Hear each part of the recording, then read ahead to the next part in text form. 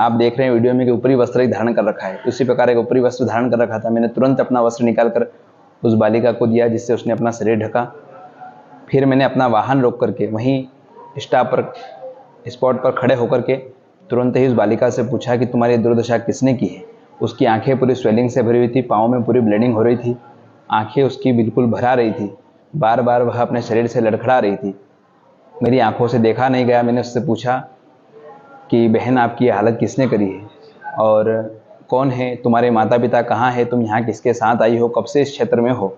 लेकिन वह बालिका अपनी ही भाषा में कुछ बोल रही थी, जिसे मैं समझ नहीं पा रहा था। बार बार वह कुछ बोलने का प्रयास कर रही थी, लेकिन मैं समझ नहीं पा रहा था। 2-3 बार मैंने पेन कापी भी उसके हाथ में दिया कि यदि मैं समझ नहीं पा रहा हूँ या तुम बोल नहीं पा रही हो तो इसमें लिख करके कुछ बताओ। यदि अपने माता पिता का मोबाइल नंबर जानती हो तो मेरे मोबाइल का मैंने कीपैड निकाल करके दिया कि इस पर लगा करके बात करो, या आप पेन डायरी में लिख करके मुझे बताओ। लेकिन वह बालिका उस विषय में मेरी कोई मदद नहीं कर पाई। मैंने उससे पूछा कि बेटा भूख लग रही है, उसने कहा हाँ मुझे भूख लग रही है। ऐसे हाँ का उसने संबोधन किया। मैंने तुरंत अपने आश्रम में जो स्वल्पाहार में दलिया नमकीन बना था वो बुला करके उस बालिका को दिया खाने के लिए।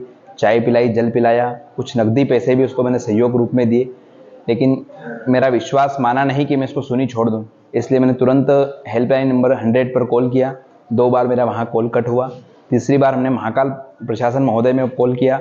वहाँ से मैं महाकाल थाने का नंबर मिला, महाकाल थाने में कंप्लेंट दर्ज करवाई। वहाँ से उन्हें पुनः मुझे 100 कॉल पर संपर्क बनाने के लिए कहा। 100 कॉल पर किया।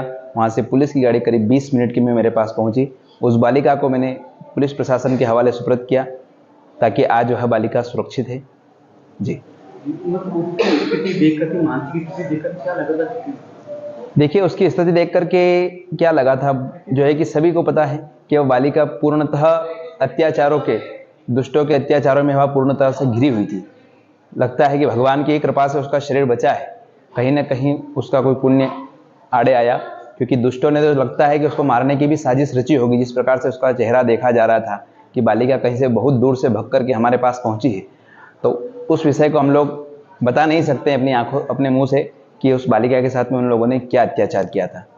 बाकी इस विषय में चिकित्सा ने पूरा, जो है कि हॉस्पिटल ने पूरा इस विषय के ऊपर पूरा ध्यान देते हुए सभी को बताया है कि उस बालिका के साथ किस प्रकार से जो है उसके साथ अत्याचार किया गया था। ऐसे दुष्टों को सजा मिलना चाहिए। धर्म की नगरी है, पावन नगरी है भगवान महाकाल की। यहाँ और पूरे देश में इस धराधाम पर यह भगवान कृष्ण की नगरी है। यहाँ किसी प्रकार का भी जो है कि ऐसा गलत कार्य करने वालों के लिए हमेशा मृत्युदंड ही तय होना चाहिए, क्योंकि आज पुलिस प्रशासन का भय लगता है लोगों में नहीं है। उसी के कारण तो आए दिन हम ऐसे केसेस देख रहे हैं।